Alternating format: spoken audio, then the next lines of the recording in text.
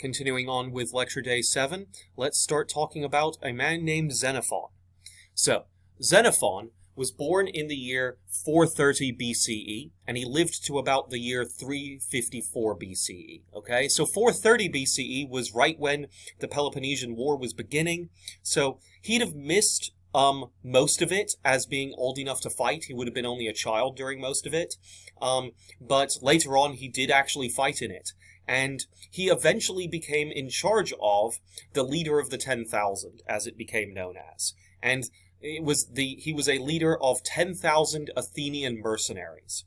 And if you don't know what a mercenary is a soldier that fights for money, okay? They don't fight for a country or a city-state specifically. They fight for money. And so they might be from one city-state or one country. Even mercenaries exist today. And so they might work for one country or something for a while or be from there originally, and then end up deciding that they want to go and be a mercenary. And basically whoever gives them the most money or for whatever job or hires them for whatever job is who they work for, today as well as back then. And so he was in charge of 10,000 Athenian mercenaries, where yes, the people were from Athens, and yes, they would like to work for Athens, but Athens couldn't always pay, and so sometimes they ended up fighting in other conflicts. And one of the other conflicts that arises during this period, okay, in around the year 400 or so BCE, after the Peloponnesian War is over, one arises in Persia itself. And so this Persian conflict happens when the king of Persia dies, and he has two sons.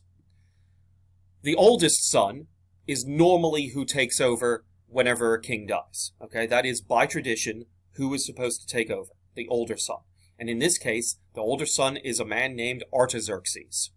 And because there was a prior king to Artaxerxes, okay, named also Artaxerxes, this Artaxerxes would be Artaxerxes II, okay? He is the oldest son of the prior Persian king, and thus the rightful heir of Persia. Well, his younger brother, okay, the younger brother of Artaxerxes, or the younger son of the Persian king, which don't worry about his name, is Cyrus. And he wants to become king, and wants to oust his brother and take the throne.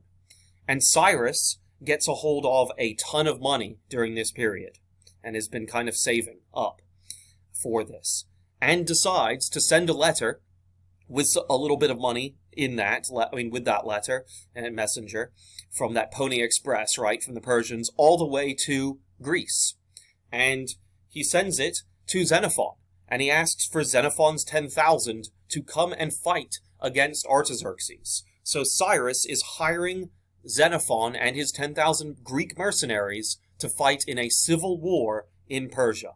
And Xenophon and his company of mercenaries, or his army of mercenaries, decide that yes, they are going to participate in this war. And so in the year 401 BCE, Xenophon and his soldiers march from the Ionian coast. They take ships to the Ionian coast and then march to Sardis, okay? And they start marching all the way out to here. And once they get to this area, there is the Battle of Canaxa. The Battle of Canaxa in the year 401 BCE. And the 10,000 fight on the side of Cyrus. And while they do very, very well during the battle, Cyrus is actually killed in this battle. They were not with Cyrus. Cyrus was protected by Persian troops. And those Persian troops are being defeated by Artaxerxes' Persian troops, or Artaxerxes II's Persian troops. And so after the end of the battle, the 10,000 Greek mercenaries under Xenophon, the Athenians, or the 10,000, are stranded here, very, very deep in Persian territory, after the battle is over, with no one to basically pay them for fighting, because their person that was going to pay them is dead. And they realize that they are on the wrong side of this civil war. And Artaxerxes basically declares them as criminals and invaders, and so now the 10,000 is going to have to get the heck out of Dodge, right? Or out of Canaxa, or the Mesopotamia, right? Because they're in Mesopotamia, right near the city of Babylon. Okay, here's the Fertile Crescent, and here's Mesopotamia. And so they're in the deep in Mesopotamia, deep in Persian territory. And they don't know exactly how far and which way to go. They don't really have very good maps. And so they basically fight all along this area. And for the next 2 years, from the year 401 BCE to the year 399 BCE, they end up fighting all along up to here, until they get to finally a small Greek town called Byzantium. Byzantium right there. Okay? It took 2 years of fighting and marching out of Persia against other Persians. Okay? They were fighting now against Artaxerxes' troops all along the way until they finally made it to there. Xenophon, when he finally gets to Byzantium and they get on ships and eventually go back to Greece, he retires. Okay? He might have spent a few more years as a soldier, but there is nothing major about him. Xenophon at that point decides to start writing the Anabasis. Okay? The Anabasis is Greek for inland expedition. That is what it directly translates. Inland expedition. And he wasn't the best writer.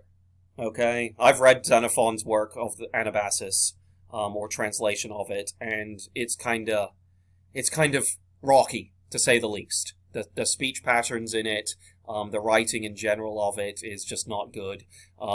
It drags on at parts, and it's not the best scholarly or book in the world. And he knew that at the time when he wrote it. He was probably barely literate even, maybe, or maybe he was quite literate, but he just realized he wasn't the best writer, and he decided not to put his real name on it. He put Xenophon on it.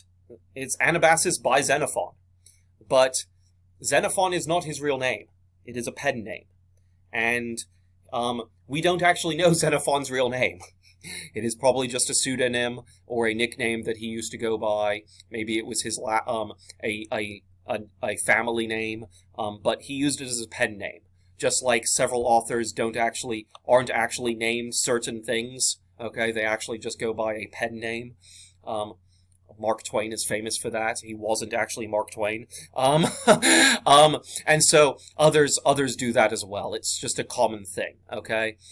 That authors sometimes use a different name. And so Xenophon is his pen name. But it is all about the March of the 10,000. And that is what the Anabasis is about, is this inland expedition, meaning that he went so far inland on this expedition, this fighting. And it talks about that. It's quite interesting, even if not the best book around. On to Macedon. I told you that we'd be getting to Macedon, and Macedon is going to be extremely important in our next lecture video, Lecture Day 8. But I want to start with Macedon today and give you some of the background of Macedon and the background of the one of the two kings that is going to be very important in the next lecture, Lecture Day 8. So what is Macedon? Well, Macedon is kind of this area north of Greece. Many people consider it part of Greece. Today, Macedon is its own country, even today. There is the country of Greece, and there is the country of Macedon. It's very small, but it is a country. And back then, it was kind of considered Greek by some people, but as a whole, it was not considered Greek. And it was definitely not considered Greek by the Greeks themselves, by the people that lived in the city-states, such as Corinth, Athens, Sparta, other places. They never considered Macedon to be Greek at that time. The closest thing they would ever count Macedon as being Greek is the red-headed stepchild. You've probably heard of that term before, he is the misfit of the family, or she is the misfit of the family, okay? That is the red-headed stepchild, is the term that we use today. And that is very similar to what the Greeks themselves, the Greek city-states, would have considered the Macedonians and the Macedonian people. Why did they consider them like this? Well, one, the Macedonians were kind of more of people that lived out in the hills and had very small villages for the most part, as opposed to the major city-state. Eventually, yes, they had larger cities. That was later on. But by then they had kind of gotten this kind of bad rep as just being, the people that live out there. They lived up further away than most of the Greek city-states. They lived in an area that really wasn't Mycenaean, by old rules of the Mycenaean areas. This was kind of the external area that there weren't many Mycenaean findings. And so especially the aristocrats of the Greek city-states definitely looked down upon the Macedonians. The Macedonians spoke a slightly different language than the rest of the Greeks. Yes, it was Greek, or ancient Greek, but it was a Macedonian dialect. And, that kind of is a bit of an iffy thing, because the dialects between the different languages in the city-states varied a little bit. But Macedonian Greek was very different than the others. And the other thing that the Macedonians did is, unlike the rest of Greece, they did not water down their wine, okay? Wine was the drink that everyone drank, children on up. People didn't drink water most of the time. Why didn't you drink water in the ancient world? Because you couldn't necessarily trust that it wasn't going to have some kind of problem with it, that you wouldn't get sick. Today, people have water filters on taps, right? There are boil water advisories when water pressure goes down in cities, okay? Happens in New Orleans all the time, happens on this side of the lake a lot less, in the North Shore area, but it does happen. Water is not necessarily always safe to drink because of bacteria and stuff. Now, back then they didn't understand that. They didn't understand that there was bacteria and microbes in it. They understood, though, enough that some people get sick from drinking pure water, and didn't understand it. So people drank wine. And we've already talked about how much wine the Greeks made and drank, okay, a little bit. It was a lot. Well, they would water it down, and enough alcohol in the wine would kill that problem with the water. That's what the Greeks did, the regular Greeks. The Macedonians, their wine was full alcohol, okay? Full alcoholic, much stronger than our wine today is, okay? And that's what they drank all the time. So they were also kind of considered drunks by the rest of Greece. So let's move on. So, that's the background of what the Macedonians are. Well, let's talk a little bit about Philip of Macedon. Philip II of Macedon, specifically. He reigned from 359 BCE to the year 336 BCE. That was when he was king. Now, it's a very interesting story on how he became king, because he was the third son of the king of Macedon. The third son. He was the third prince. His oldest brother, should have been the one that became king, but his oldest brother died very young. His next brother also died very young, and while Macedon at one point got into a war with the rest of Greece, okay, over territory, or parts of Greece, especially the city-state of Thebes, Philip was actually captured during that war. And he was, however, treated very well in Thebes. And while he was in Thebes, he studied regular Greek types of warfare, such as the Phalanx. He studied the writing of the Greeks. He studied their education and became very educated by Greek standards as opposed to just Macedonian standards. And when he finally was released, and he was treated so well because he was royalty, right? You treat royalty correctly during a war. You don't mistreat them because you might need them as a bargaining chip. And eventually, Thebes released Philip because of a treaty, and Philip went back to Macedon, and eventually his father died, and his two older brothers were dead by then, so he became king. He became king in the year 359 BC, and he started immediately realizing that the Macedonian army needs major reforms. And so what he decided to do was he decided to use what he learned in Thebes to make a phalanx in Macedon. They didn't use the phalanx formation. They used kind of what peltasts were doing, well before peltasts were peltasts. They also used a lot of cavalry, meaning men on horses, okay? And that was just something that wasn't done most of the time in Greece itself. And he realized that cavalry is great, but that means a person has to also afford a horse. And that means you can't have a huge army, because not many people can afford horses at that time. And so he decides, let's make a phalanx in Macedon. And so he created a Macedonian phalanx. And with this new army, he subdued the area of Thrace, which, if we go back to the map, Macedonia is this area, Thrace is all of this other pink area, this light pink area. He conquered all of that. And that was most of the present-day Balkans. The Balkans are an area today. Okay, they're not a country, it's just an area geographically, the Balkans. That is what Thrace is today. Okay, Macedon is also kind of considered in the Balkans. The Balkans are as this area, okay, today.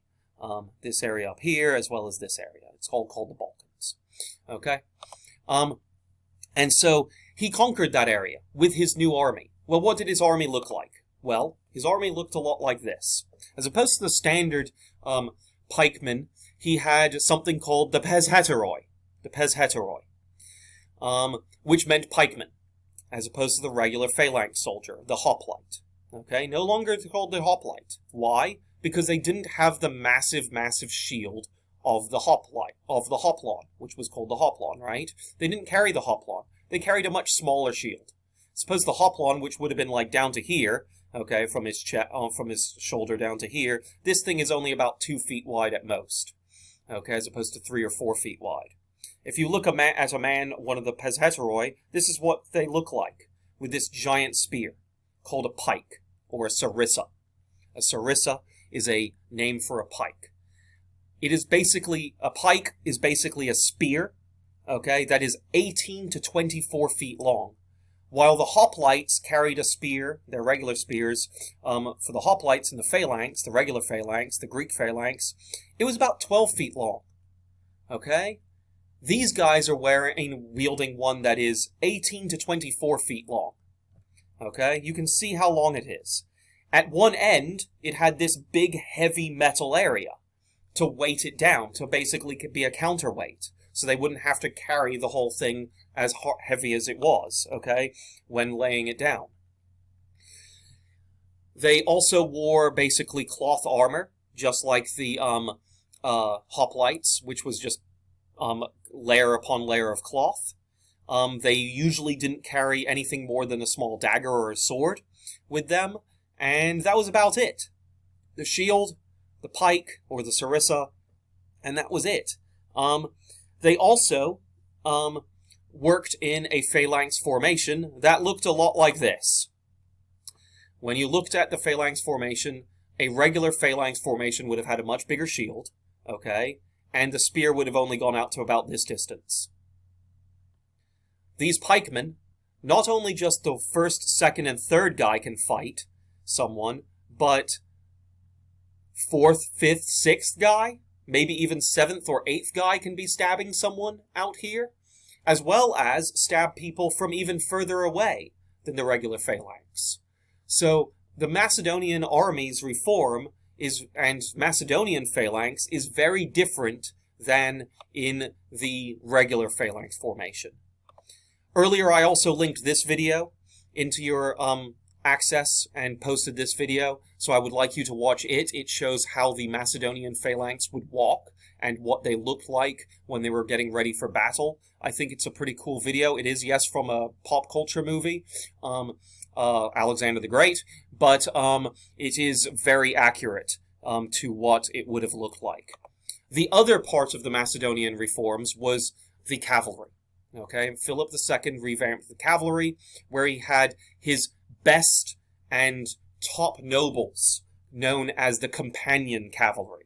They were the bodyguard of the king, and they would work directly with the king for moving on forward in battle. He would be protected by the companion cavalry, and the rest of the soldiers would be the phalanx. The majority of the army would be the phalanx, or the pezheteroi, pikemen. Okay?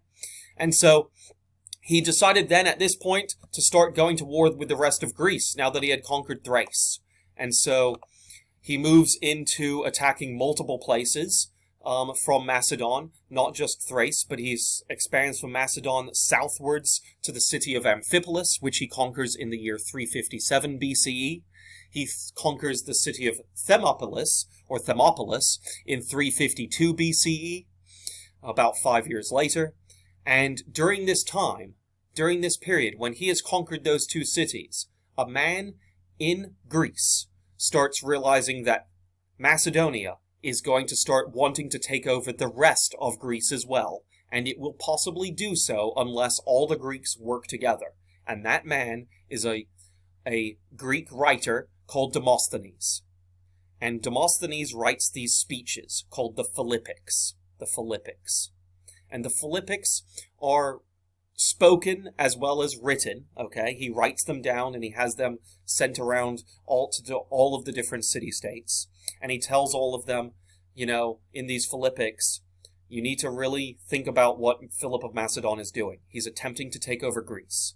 And a lot of the city-states down here, such as Thebes, Athens, Corinth out here, and Sparta, all's response was, he's only just taken those two cities because they're near Macedon. He's not going to come after us. It's okay. And so Demosthenes created another speech after he took over a little bit more. And sadly, the Greeks did not take Demosthenes serious enough until it was too late, because by the time it was too late, Philip had already taken over most of Greece, and only Thebes, Athens, and Sparta, and a couple other city-states in the south of Greece were able to oppose him, and most of them had been weakened throughout fighting against each other from the previous wars, and so we will cover that next time, as well as Alexander the Great, Philip the Great's, or Philip of Macedon's son, okay? And Alexander the Great is a very, very interesting character. He was very young when he did what he did, and so we're going to be talking all about that in the next lecture, as well as what happens to his father Philip. Okay?